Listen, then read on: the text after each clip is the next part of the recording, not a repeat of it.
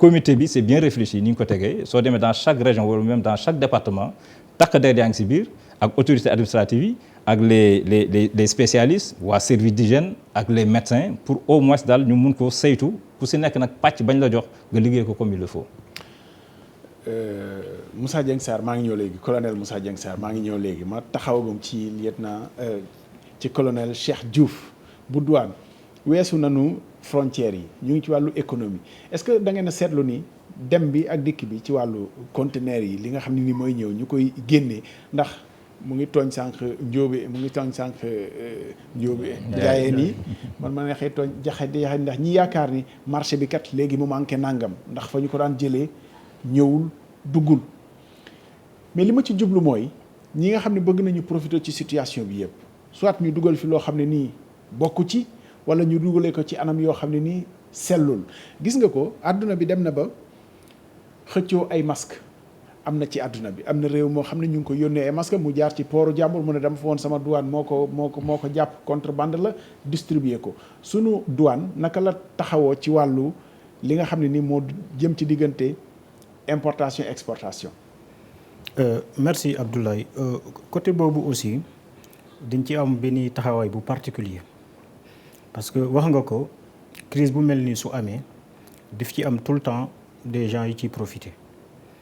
mais douane dafa anticiper sur ça wax nga ko ci masques yi par exemple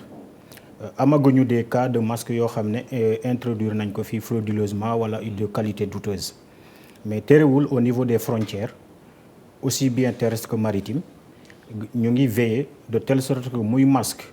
muy yeneen produit yoo xam ne dafa bokk ci xeex bi.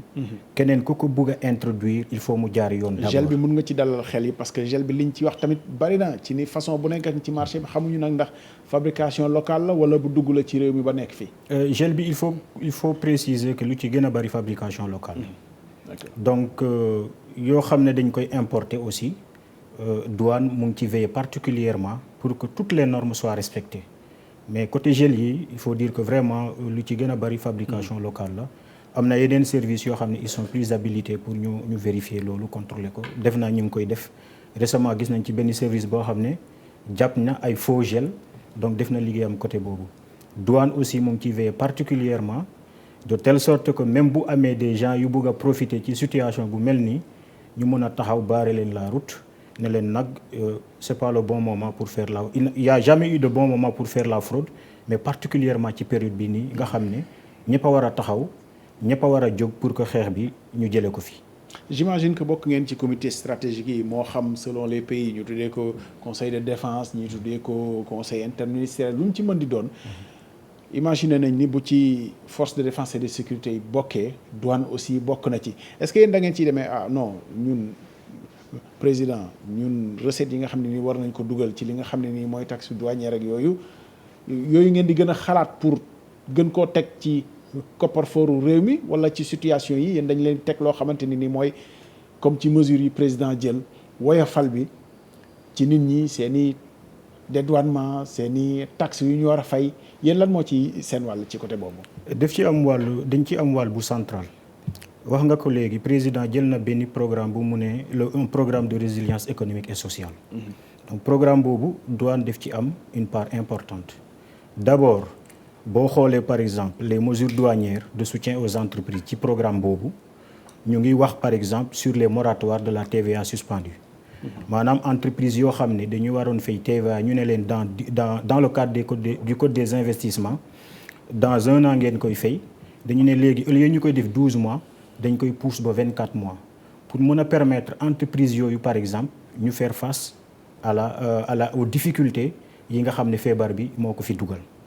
mais yemul foofu am na également aussi dans le cadre du contentieux les affaires contentieuses ay moratoire de paiement pour permettre également entreprise yi ñu mën a fonctionner sans pour autant que ñu sentir davantage la difficulté boo xam ne ci douane lay jógee mais au-delà de ça xam nga léegi yaa ngi wax ay waxu circulation dañu arrêter les circulations diggante région ak région. da nga doon gis par exemple pour nga dédouaner benn produit nga jóge ci benn région ñëw bu Dakar pour dédouaner ko foofu douane côté boobu dafa def lu ñuy wax douane de proximité maanaam dafa am ay bureau yoo xam ne ci région yi la nekkoon am ay produits yoo xam ne mënu ko woon a dédouaner pour nga dédouaner ko il fallait que nga ñëw ba Dakar léegi ñu ne nag pour permettre population yi ñuy def seen i dédouanement te du ñu ñëw ba Dakar bureau yooyu dañ leen di def li ñuy wax ay bureau de plein exercice maanaam yow au lieu ngay jógee Kaolack ñëw ba Dakar di dédouaner dañ la ne déet toogal Kaolack nga def sa dédouanement su ko defee au moins yow circulation bu ñuy interdire nii naam interdire ñu sax circulation des marchandises mais dina permettre au moins que population yi mën a dédouaner ci seeni gox mais yemul foofu aussi parce que douane dafa am des procédures li ñuy wax des procédures dérogatoires ay procédures pour facilitation dans le cadre par exemple des régimes économiques mën nañ permettre par exemple ay entreprises yoo xam ne normalement bu ñu importé woon ay produits dañ leen ne da ngeen di fay léegi droit de douane yi mais ñu ne par exemple compte tenu de la situation mën lañ leen permettre ngeen gëni produit bi jaay ba pare soog a ñëw fay douane donc loolu dafa nekk des mesures de facilitation xam ne administration des douanes jël na ko pour participer à l'effort de lutte contre le Covid mais wax nga ko aussi parce que effort bi la lutte contre le Covid dafa soxla ay moyens boobu aussi ñu ngi gën a redoubler d'effort pour mën a c'est vrai que ay importations yi wàññeeku na mais équipes yi gën lañ leen a mobiliser pour ñu mën a def liquidation de recettes pour mën a permettre État mu am des moyens de lutte pour faire face à la pandémie. colonel Cheikh Diouf sañu maa wax sa ñaari naatangoo yi colonel Amakodou Fall ak commissaire central Serigne Amadou Diop sañu ma leen a wax li ñu leen teg ci crise bi leen war a fexe bu crise bi jeexee mu continuer parce que situation d'exception la ci couvre-feu état d'urgence ak yooyu mais yow bu ñu déggee sax dañ naan mais bu jeexee kay lii mesure de facilitation yi yombal la gën a fluidal économie bi lu war a mën a continuer la après wala déet parce que lu gën a yombal la affaire bi gën a dox mu gën a simple am déet c'est-à-dire mesures yooyu daf ci am yoo xam ne dafa yàgg a exister mais dañ ko gën a yombal maintenant comme ni nga ko waxee bu ñu nekkee ci période de lutte dañuy calibrer xeex bi moyen de lutte yi dañ koy calibrer en fonction de la crise actuellement crise bu ñu nekk nii mu dafa laaj ñu jël mesures yu tollu noonu su crise bi passé aussi dinañ évaluer la situation su jaree wax naa ko ay mesures exceptionnelles la am na ci yoo xam ne c'était des mesures yu yàgg yoo xam ne du ay mesures yu bees quoi mais yi ma wax nii par exemple les mesures dérogatoires ay par exemple la prorogation ou bien pour la TVA suspendue jëlee ko 12 mois yóbbu ko 24 mois yooyu c'est exceptionnel donc wax naa ko dañuy calibrer en fonction de la situation mais les mesures de facilitation yi ci gën a bari dafa exister woon avant la crise donc dañ ko gën a affiner pour que vraiment entreprises yi les opérateurs économiques du ñu sentir les difficultés économiques liées au moins bu ñu koy sentir aussi mu am au moins benn apaisement boo xam ne douane dina ci contribuer. bu ma amoon temps dinaa ñëw ci xëy na yaatal bi nga xam ne seen yeneen naatangoo yu direction générale impôts et domaines taxawal nañ ko te ngeen am ci wàll parce que recettes yeeg taxes yi yéen ak ñoom yéen a ko seq am ngeen ci wàll mais xam naa ni du fi xaj ci beneen waxtaan lay doon. médecin colonel Moussa Dieng Sarr xanaa feebar boo xam ne dañu ne set mën na ci dimbale ni ñu faggu ci buñ ci jógee xanaa mën nañoo xalaat ni xam nga dafay fekk programme yoo xamante ne nii Sénégal soobu woon na ci wax dëgg fa yàlla muy cleaning day bi nga xam ne dañ ko doon def weer wu jot ñu ne samedi bu njëkk bi nañu fexe ñu seetal fépp te yooyu aussi sa gars yi nga jàkkaar lool impliqué woon nañ ci parce que ñëpp lañ ci doon soxla lu mën a wéy la buñ jógee ci lii te service d'hygiène xalaatuñu ne ñu ngi delluwaat hygiène ci dëkk bi ci mbedd yi gis nañu ko sax ci ay opération de désencombrement yu mag yoo xam ne def nañ ko fii ci Ndakaaru service d'hygiène dafa obligé jaaraat ci ginnaaw pour gën a sellal barab ba parce que la ñu fa jëlee barab la yoo xam ne ci biir dëkku taax la nekk waaye jaan sax mënoon na faa làqatu léeg-léeg donc ngeen jaar ci ginnaaw setal ko sellal ko est-ce que yooyu yu teew la tey mais yu ñu war a mën a continuer la après ci mission wu service d'hygiène. voilà parce que vraiment l'éducation à l'hygiène dafa nekk tamit benn pàcc ci mission yoo xam ni dañ ko dénk service d'hygiène donc ce qui fait que tout le temps ñi ngi def mission sensibilisation auprès des populations rawatina aussi bu amee yenn circonstances yu particulières yi c'est-à-dire occasion yoo xam ne dafay am les grands rassemblements humains notamment yenn màggal yi yenn gàmmu yi ay Popenguine yooyu yëpp aussi dañuy def rappel yi et dañuy intensifier aussi sensibilisation yooyu boo xoolee aussi par rapport la salubrité ci biir kër yi ak si mbedd yi aussi souvent ñu ngi si def des opérations pour ramener les gens bu fekkee ni ñi ngi am comportement yoo xam ni nekk na comportement yoo xam ni dafay menacer seen santé en termes de salubrité d'insalubrité mais li ma gën a yaakaar mooy que ni Covid bi aussi nekk na occasion boo xam ni dina permettre et exactement actuellement gis nañ ni la conscience des Sénégalais xëy na c'est lié aussi à la peur de la maladie dañuy ragal xëy na feebar bi mais nit ñi quand même gis nañ ni léegi yenn comportement yi ñu ngi koy commencer di changer mais li ñu gën a jox espoir que ni mën na law c'est que surtout la jeune génération les jeunes parce que bon il est difficile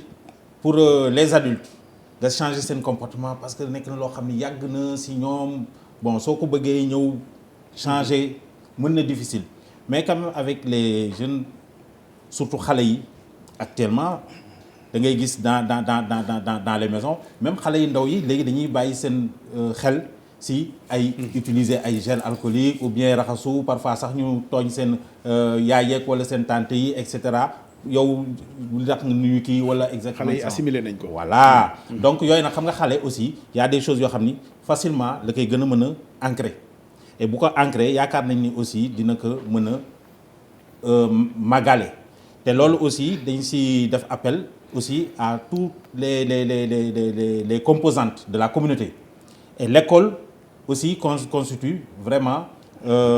espace bu baax boo xam ni ñoom mën nañu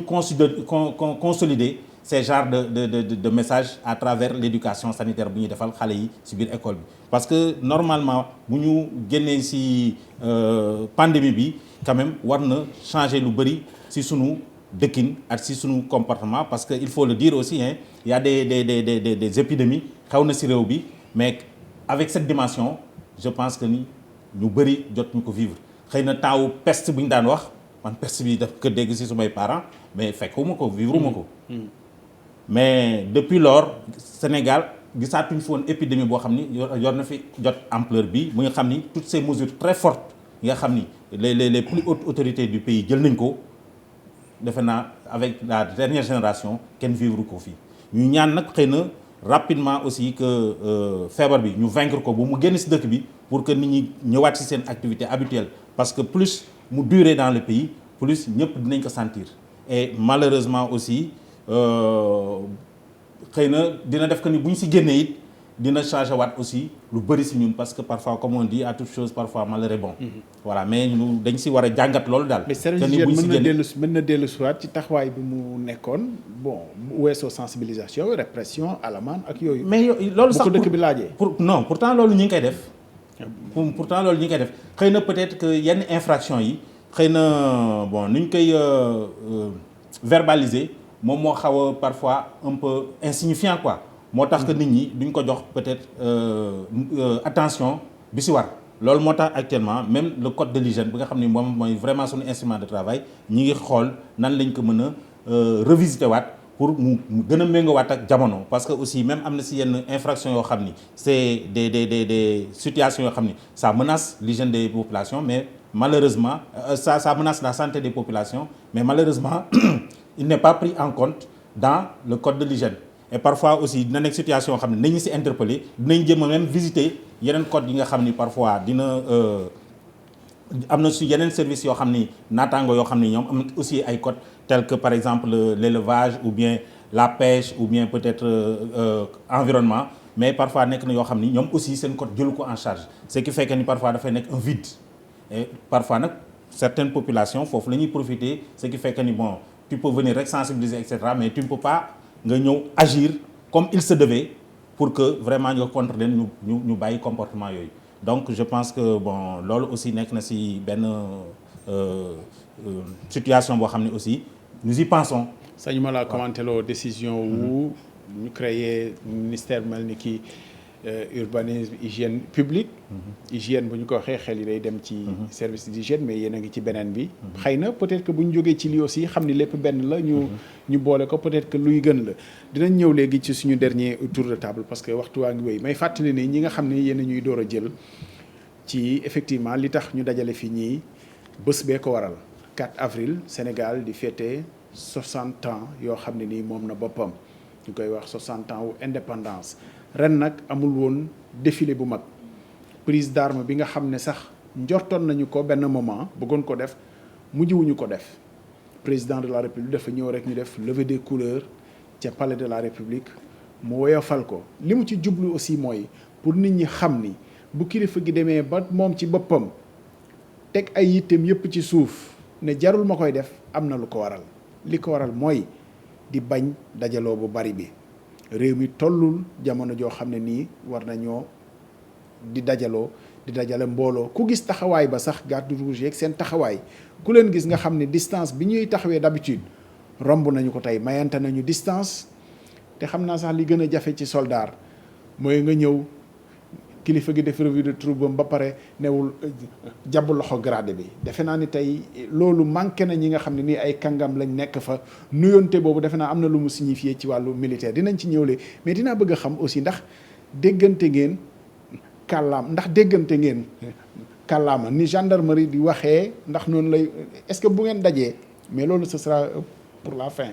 c'est-à-dire est-ce que grade yi bu général bi dajee ak commissaire principal de classe exceptionnelle ndax am na koo xam ne moo yaakaar ni keneen ko war a def respect am déet parce que ñun civil yi loolu vraiment xëy na amuñu ci xam-xam mais dinaa leen ko laaj léegi dernier tour de table ñu commencer par comme médecin colonel Moussa Dieng Sarr bu ñu jógee ci lii en général ci jotaay bi dañu koy jagleel tegtal yi nga xam ne ni moo ñu ci mën a génne yow yaa fi gën a jege vraiment wàllu corps docteur bu ñu koy wax ci mission bi ci wàllu set ak wér-gu-yaram parce que set ak wér-gu-yaram ñoo ànd lenn rek la ñu wax lu moo ñu mën a musal te xëy na baadoolo bi mën na ko ki nga xam ne borom daraja la mën na ko mooy set ci wàllu boppam raxasu bu génnee balaa muy dugg si mu raxasu moytu soxla yu bari yi ci biti boo amoon fukki soxla mu dajale leen dox ko benn yoon xëy na bokk na ci liy gën a yombal ci seen mission de tous les jours est-ce que da ngeen di continuer yéen ci sensibilisation bi dajeeg nit ñi di leen wax wala yéen a ngi am ay mission yoo xamante ni nii dafay dem ci point de rassemblement yi désinfection ak yooyu est-ce que mu ngi ciy am ba léegi effectivement c'est nan ngeen di gunge comité bi ci déploiement am tey voilà il faut dire que bon xam naa ni quelque part bu may si suma première intervention wax naa ni service d'hygiène dina am na si pàcc boo xam ni daka mission principale am moom mooy prévention activité de prévention moom mooy sensibilisation éduquer et cetera mais aussi dans la phase de riposte mooy bu feebar bi dugg see noonu lañ si taxawee ce qui fait que ni actuellement suñu taxawaay dafa nekk si ñaari phase yëpp ñu ngi toujours si activité de prévention parce que bon kooku mënul si ñàkk mais aussi ñi ngi si phase de riposte bi riposte bi nag moom mooy toute yi ngay activité technique yi ngeen di gis yëpp yi dem maanaam di def désinfection pulvérisation dans les centres de traitement hôpitaux yi dans les maisons yi nga xam ne foofu la kaa yi jógee et léegi même commencé nañ ko pulvérisation spatiale dans la voie publique fi nga xam ni vraiment foofu la ñu commencé di constater la multiplication des cas dits communautaires et cetera mais prévention bi dafa nekk loo xam ni moom c'est notre activité vraiment de tous les jours et là vraiment ñi ngi ci continuer di def à travers la communication interpersonnelle par rapport aux activités de prospection domiciliaire yi nga xam ni moom lay agents yi def dans les secteurs dugg ci kër yi dugg ci boutique yooyu di rappeler les bons messages mais également aussi au niveau des endroits qui reçoivent du public notamment certains marchés aussi la sensibilisation se fait mais aussi yenn garde routière yi nga xam ni transport interurbain bi c'est actuellement suspendu et tout mais à l'intérieur des villes quand même il y a certains centres qui voilà donc activité boobu aussi ñu ngi koy continuer di mener sans compter aussi la sensibilisation qui est en train d'être menée à travers aussi la presse parce que aussi ministère am na cellule de communication boo xam ne mu ngi koy jàppale bu baax pour vraiment élaborer très bon message le service national de l'éducation et de l'information pour la santé aussi qui fait de la bonne éducation donc l'un dans l'autre nous sommes tous dans une même moule boo xam ne aussi actuellement dans le cadre de la prévention ñun ñëpp ñu ngi converger dans le même élément dans le même sens donc aujourd'hui c'est dire que la prévention vraiment nous demeurons vraiment des agents préventionnistes d'abord avant de venir dans le cadre de la riposte mais actuellement on est présent sur le terrain de la prévention mais aussi sur le terrain de la riposte parce que bu ñu fa nekkulee aussi xëy na mën na jur encore yeneen problème parce que bon ñi nga xam ni ñoom ñooy traité malades yi fu ñu leen di traité ci biir hôpital bi dafa nekk des lieux à haut risque de transmission parce que malades yi ñu ngi foofu ñu leen di faj ñoom ñu nekk ak ñoom foofu aussi suñu taxawaay dafa am solo pour di jéem a faagaagal doomu jàngoro bi nga xam ni ñu ngi foofu en circulation dans ces milieux ce qui fait que ni foofu bu ñu ko defee li ñu ci intervention ñu fay def li ñu ci jublu mooy pour protéger d'abord le personnel de soins les médecins les infirmiers tout le personnel nga xam ni ñi ngi travailler autour de ces malades ñi leen di restaurer ceux qui font les travailleurs de surface et tout ñoom aussi il faut que qu'ils soient protégés pour doomu jàngoro bi ñu bañ leen ko jox léegi moo tax activités yooyu aussi nos équipes sont dans les centres de traitement pour assurer vraiment cette mission de neutralisation du virus qui circule pour éviter la transmission dite nosocomiale dans l'hôpital. Médecin colonel Moussa Dieng Sarr bu service d'hygiène ñu lay gërëm colonel Cheikh Diouf douane ci comité stratégique yi xëy na li kilifa yi di gën di bàyyi xel aussi mesures yi wax nañu ni bu ñu bañee tey tëj réew mi ràpp confinement xëy na li ñuy xalaat ci wàllu économie la wala li ñuy xalaat aussi ci njeexitalam ci wàllu social parce que dañoo nekk ci réew moo xam ne nit ñi dañuy xëy taaba pour wuti lu ñu reeree ngoon boo leen tënkee tëj leen xëy na dana jafe est-ce que bokk na ci seeni conseil directive di xool bu baax nu balance commerciale bi demee ndax yéen a ko gën a xam lu fiy dugg ak luy génn fuñ ci toll ak bu naree yàgg ban jeexital la mën a am ci koom-koomi réew mi est-ce que yéen a ngi projeté wu sax ci fileeg projection fileeg benn weer mu jeex wala fileeg ñaari weer ban conséquence la war a mën a am ba ngeen xelal ko kilifa yi. Abdoulaye côté boobu li ma bëggoon préciser mais avant ma ñëw ci question boobu. dama bëggoon aussi préciser yeneen mesures yoo xam ne dans le cadre de la lutte contre le Covid la direction générale des douanes jël na ko wax naa léegi le volet organisationnel. bi nga xam ne dans le service par exemple. On a demandé au personnel dont la présence ne bloque pas le service de rester chez eux jusqu'à nouvel ordre. yeewi ngeen leen. waaw yooyu def nañ ko. mais au-delà de ça aussi dañu protéger suñu agents yi au niveau des postes. En quoi faisant chaque agent chaque unité dañ ko doté de kit d'hygiène kit yooyu daf ci am ay alcogel ay masques ay gants ci unité yi nga xam ne aussi dafa am une grande affluence humaine. dañ leen a doté de thermoflash pour permettre une protection des agents mais également des usagers ci centre médico-social parce que là aussi il faut le préciser douane dafa am benn centre médico-social boo xam ne agents yi ak seeni famille dañ fay ñëw mais yeneen population yi aussi dañ fiy ñëw di fa fajul foofu dañu intégrer également le dispositif. bu douane fu mu nekk. mu ngi Colobane. D'accord. Centre médico-social des douanes mu ngi Colobane def naa ñëpp xam nañ ko. lu muy recevoir ci ay population environnante sax def naa agent des douanes yi ak seeni famille barewuñ noonu donc ça c'était dañ ko intégré woon dans le cadre du concept douane nation. donc là aussi on est dans le dispositif de lutte parce que foofu day recevoir du monde comme yeneen unité douanière yi donc dañuy dépendre du point de vue médical du district centre du district sanitaire centre foofu la ñuy dépendre. donc dañ fa intégrer également un dispositif de lutte particulier bi nga xam ne le patient buy ñëw balaa muy egsi ci biir centre bi dañ koy exiger mu raxas loxo yi ñu jëlal ko température am defal ko benn interrogatoire pour xam moom trajectoire am fu mu jaar bu egsi foofu. jëlal ko température ba pare dañu également prévoir une salle d'isolement au cas où mu am des cas suspects bon je touche du bois jusque là amaguñu cas suspect donc pour ma ñëw ci sa question bi par rapport au volet économique évidemment lii bu amee il faut s'attendre à une réorganisation et je sais que l'autorité xam na ko déjà moo tax jël na les dispositions qu'il faut la réorganisation ça va être aussi bien sur le volet recettes parce que vous le savez pays yi nga xam ne fa la maladie bi feebar bi gën a amee solo maanaam Chine ay les pays européens suñu importation yi gën a bari foofu lay jógee donc il faut s'attendre à ce que mu am une baisse de recettes mais à ce niveau-là la direction générale des douanes avec l'autorité de tutelle ñu ngi ciy liggéey pour xool ban dispositif la ñuy adopté de telle sorte que ñu mën a faire face à la situation donc et je voulais lancer également un message avant de terminer dire que actuellement boo xoolee c'est la première fois dans l'histoire que benn crise dalandoo àdduna yépp donc autorités sanitaires yi dañuy édicter ay mesures wax nañ ko virus bi du déplacé wu nit ñi ñoo koy déplacé. Je pense que conformer wu ci mesures yi nga xam ne moom la ñu jël pour faire face à cette pandémie là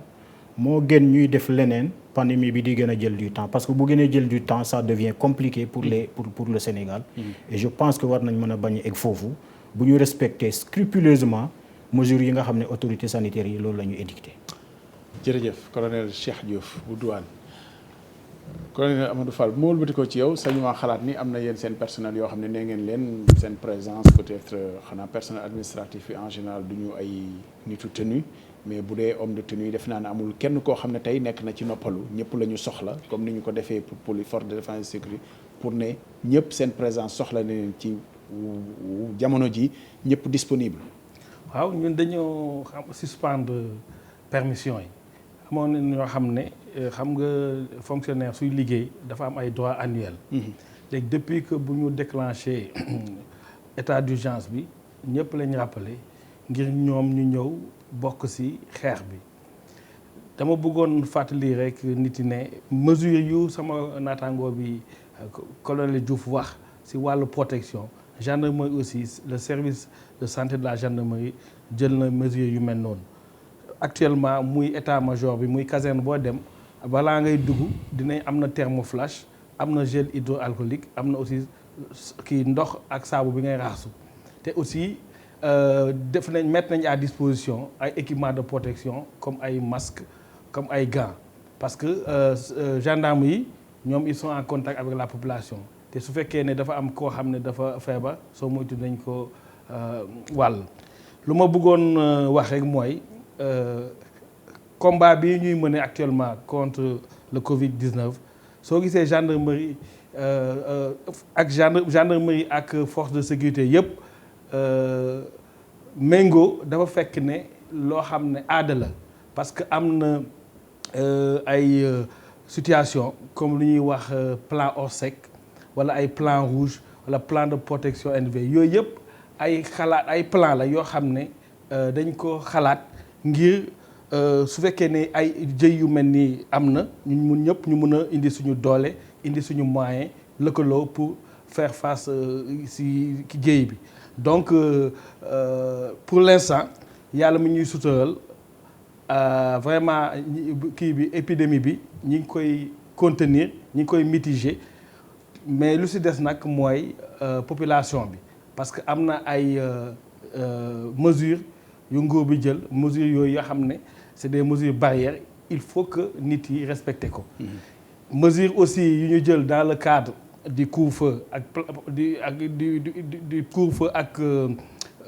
état d'urgence bi boobu aussi suñ ko respecté yaakaar naa ne dinañ gën a yombalal lutte bi parce que simplement am nañ fii Sénégal ay nit yoo xam ne seen xam màcc na ci wàllu kër docteur. Donc on a l'expertise on a l'expérience jëy yu mën a am vraiment ñun fii ci Afrique ràññee nañ ñu am nañ moyen faire face ci jëy yooyu waaye nag li ci des mooy ku nekk daal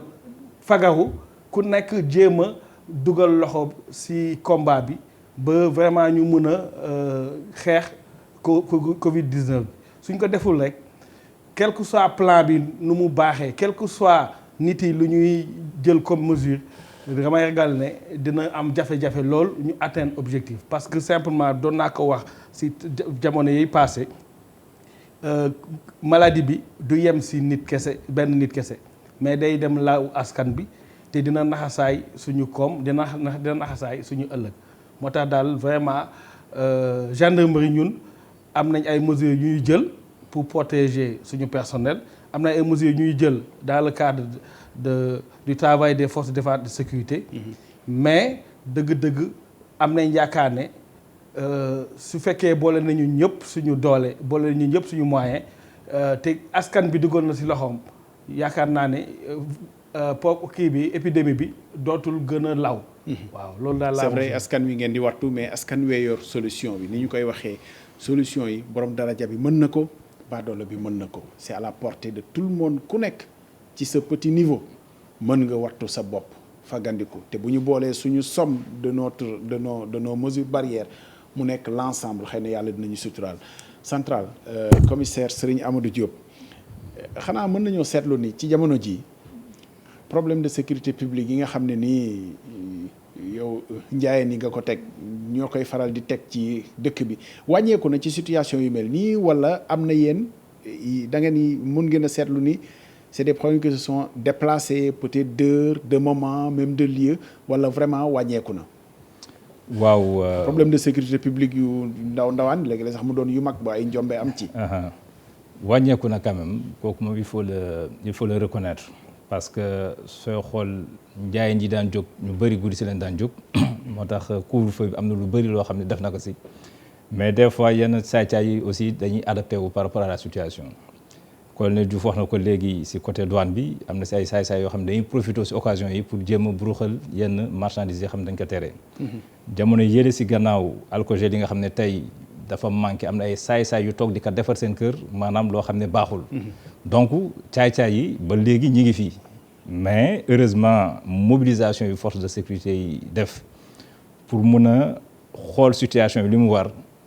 parce que soo xoolee dans l'organisation des services comme au niveau de la police unité bu nekk da nga am sa mission booy dox am na ñuy toog di patrouiller di tas lépp lu naan rassemblement et cetera mais am na ay unité de renseignement yoo xam ni ñi ngi ci biir nit ñi di xool la ñuy def gis ngeen bi jàngoro bi tàmbalee soo xoolee ci réseaux sociaux yi mode xibaar bu ne dañ koy génne te loolu day dem bay jaxase bopp nit ñi donc loolu mun nañ ñi koy def mun nañ leen jàppe comme ay saay-saay donc nag loolu nag force de sécurité yi police daf si taxaw pour mun leen a daan mun leen a teg loxo jébbal leen justice mais soo xoolee dans l'ensemble moo tax ñu war a mun a saluer cette décision maanaam état d'urgence bi pour mun a toog xeex mbir mi am na si solo parce que wàññi na lu bëri naam ñi ngi xeex jàngoro bi mais fii les quelques mois suñu xoolee même les statistiques de la délinquance dina am lu bëri lu si wàññeeku moo tax xam naa suñu génnee même si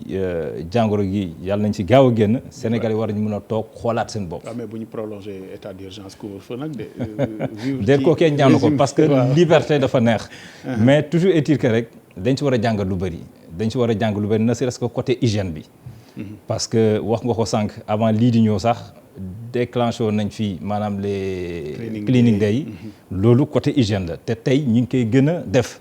ñi ngi bale marché yi ñi ngi nettoyer yenn bëri bi tout ça yi demee noonu loolu yëpp hygiène la parce que hygiène tamit si la lépp xaj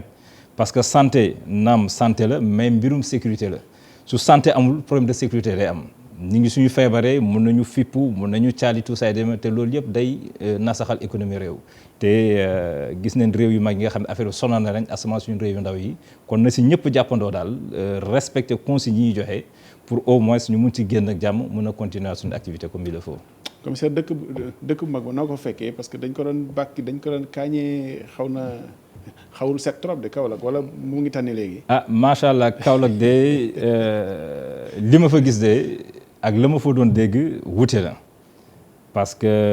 xëy na da nga gëj Kaolack mais defe naa ni lañ leen doon dàqanteel ak tey lañ fa gis moom amut wute na daal macha allah. mbedd yi set na nit ñaa ngi taxaw di bale nit ñaa ngi mobiliser wu donc daal macha allah daal Kaolack set na. jërëjëf sama laaj bi est-ce que déggante ngeen ci kàllaama ci bu ñëpp daje woon ci benn barab est-ce que am na loo xamante ni mooy classification donte bokkoo leen ay grade ak yooyu dañ xam koo xam ne moom la ñu war a jox respect bi parce que moom mooy commissaire principal de classe exceptionnelle kii di général d'armée kii di colonel douane est-ce que am na yooyu ci seen biir wala bu ngeen dajee fenn. waaw xam nga ñun suñuy formé bokk na si lu njëkk lu ñuy xamal. mooy les grades et appellations. donc grade étoile day tax ku nekk yow grade bi nga am nga xam fan nga fekkee. si mais ci même corps bi xam nañ ko même si yeneen yi aussi. dinañ am équivalence. donc muy police gendarmerie douane. sapeur pompier normalement dinañ ñu jàngal ku nekk nga xam yow ku la féetee ancien dañ ko jox respect ku la féetee ndaw aussi kooku moom moo lay jox respect donc loolu moom bokk na si loo xam ne vraiment prérequis la pour ñu mën a liggéeyandoo parce que aussi pour nga mën a liggéey il faut nga xam sa naataangoo il faut aussi nga xool cëram jox ko cëram parce que loolu aussi bokk na si discipline lu ñuy wax discipline générale bokk na si aussi loo xam ne day wooy fal day rataxal diggante bi parce que aussi ordre de presse soo xoolee si liggéeykaay yu bëri am na lu ñuy wax ordre de préséance. si kër liggéeykaay yu bëri am na ordre de préséance directeur bi après ki si teg pareil aussi dans l'armée dina am ordre de préséance par rapport au grade par rapport donc à l'ancienneté yooyu yëpp daal ñun suñu wareef la ñu jàng ko ba koo gis di nga xam ne yow kii soit sa ancien la wala sa jeune la. loolu moom dañ koy jàng ci école yi. commissaire ñàkk défilé ren bi diisul ci troupe yi parce que moment la boo xam ne aussi vraiment ku nekk day bëgg a wane li nga xam ne nii mooy daraje mooy solo bi mooy taxawaay bi seen tenue de cérémonie diisul lu ñu comprendre la. waaw diisul parce que jamono ji moo ko laaj. te ka nga xam ne moo jiite lépp luy force de défense et de sécurité muy président moo ñu ci jiitu. yombal ñu affaire bi parce que aussi balaa nga naan naam ne fa liggéey bi sur le terrain bëri na dañu mobiliser toutes les forces de sécurité kon défilé mënu fi woon xaj te défilé sooy xool rassemblement la te jàngoro bi li muy bañ mooy daje du ñu topp nag si nit ñi naan leen tasee ndaje yi ñun ñu leen di naan tase ndaje ñuy dem di daje donc diisul daal te c'est compréhensif voilà effectivement macha allah. colonel Cheikh Diouf tàggoo rek ngeen gën a faggu koom-koomu réew mi comme moom lañ leen di bàkkee les soldats de l'économie ngeen gën ci taxaw defe naa ni xëy na perspective yi gis nga président de la République moom ci perspective yi nga xam ne dressé na ko njort na ni xëy na juillet yëf yi dana jeex ba ci message am bi mu def démb ci bu ñu amee dégg-dégg juillet la fëgg cap bi defe naa ni loolu luñ mën a dégg la. waaw merci Abdoulaye je pense que feebar bi fu mu nekk nii bu ñu sañoon sax balaa ñu jóge ci plateau bi ñu am information que ne jeex na parce que loolu ñu arrangé ñun ñëpp quoi côté douane comme ni ma ko waxee ñu ngi ci biir xeex bi nous sommes des soldats de l'économie dañuy gën a taxaw ndax économie bi jëm kanam te def naa pour économie jëm kanam c'est les hommes qui font l'économie nit ñi bu ñu wérul économie mënul am donc fu mu nekk nii daal na ñëpp mobiliser wu parce que il faut le dire xeex bi du xeexu force de défense et de sécurité du xeexu autorités yi kese xeexu population yëpp la parce que tey ku toogul rek mën nga nekk un vecteur de la maladie. moo tax daal nag ñëpp booloo xeex ñu respecter lépp pour xeex feebar bi gaaw a jeex. ñu continuer suñu activité. jërëjëf colonel Cheikh Diouf douane médecin colonel Moussa Dieng Sarr du ma yokk laaj médecin colonel yaa ngi faj ba léegi léeg-léeg mën jamono mën naa dem ba ñu woo la en renfort ci effectif yi wala. waaw bon il faut dire que ni bon un médecin moom il est toujours médecin quoi parce que même fekkee ni actuellement nous sommes dans des structures vraiment d'administration de la santé mais n'empêche que bon xam nga rek médecin foo dëkk moom toujours di nga gis sa dëkkandoo sa mbokk sa et cetera bu ñëw proposer la en tout cas di la wax problème mu santé tu es obligé aussi de replonger donc pour dire que ni bon on est dans l'administration vraiment sanitaire mais également on est toujours dans la médecine. Ça nous permet même de dire bu leen fàtte ngeen am mbokk buy faj ngeen bañ koo am fu ngeen yëgee ci seen yaramu tàng fu leen sëqët dabee ngeen xalaat woote numéro bi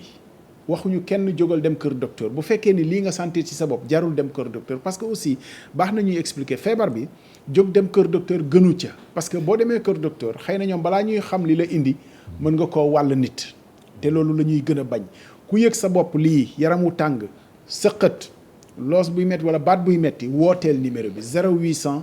00 50 50 ñoom danañ la gindi ba xam nu ñuy def ak yow bu jaree sax ñoom ñuy ñëw seet si la def prélèvement yi bu confirmer ñu yóbbu la fa nga xam ne fa lañ lay wattoo ñuy gërëm ñi ñu gane si woon comme maa fi gën a suufee galon maa fi takkul sax galon donc ma tëj ma jëlal ko sama bopp tëj di jéggalu ci loolu parce que ñoom seeni galon rek wax dëgg fa yàlla waruma ci woon a yokk dara mais maa ngi leen di gërëm vraiment ci disponibilité bi tey situation bi ñu toll nii xëy na jëlal na leen yitte mais li bokkoon na ci loo xam ne aussi seen wàll la askan wi xam ko defe naa dinañ gën a sax bàyyi xel ni wattu sécurité bi ndeke yow du sécurité bi rek wattu wàllu wér-gi-yaram bi la ci li nga xam ne ni réew mi ci loolu la sóobu je pense que c'était très important ñuy gërëm commissaire central bu Kaolack Serigne Amadou Diop colonel Amakodou Fall nekk ci ressources humaines au commandement de la gendarmerie nekkoon directeur de l'école des officiers de la gendarmerie nationale colonel Cheikh Diouf bu moom lijjantiwuñu liñ bëggoon lijjanti sax ndax AS douane bi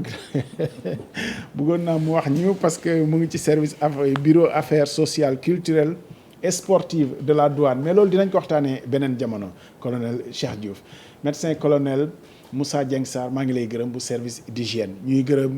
ñu nekkoon ci régie bi Apulaay ak équipe am tey xaw nañu xaabaabal mais jotaay bi moo ko waraloon parce que ay gan yu am maanaa la ñu fi amoon te li ñu doon waxtaanee am na solo ñuy fàttali Sénégal mu ngi ci 219 cas ñaari nit jot nañ ci ñàkk seen bakkan ñuy ñaan mu yem fi mu bañ a law boo ko méngaleeg leneen li xew ci yeneen réew mi Sénégal mu ngi santagum yàlla ñu jëfoo mesures yi ñuy digal raxasu ba set bu ñu génnee bu ñuy dugg si ci kër gi ñu raxasu ba set ñu moytu génn bu bari bi soxla yi nga xam ne mënul ñàkk tamit ñu dajale ko dox ko benn yoon daw duggaat jamono jooju lañ toll te xamuñu ci lu ñu jëm ndax président bu defee discours am démb ba tënk cap bi ci juillet ñu ngi ci mois d'avril